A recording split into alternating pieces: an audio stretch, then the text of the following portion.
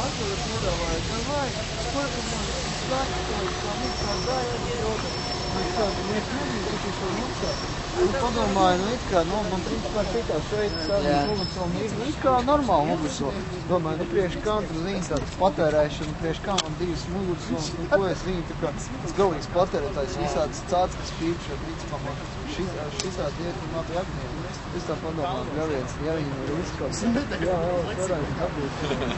Man starpības strādāja istabā. Vienmēr uz rītas tikām istabā iekšā.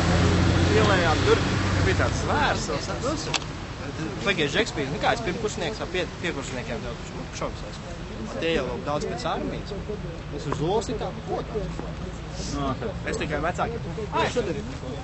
Vai? Cilvēki varēs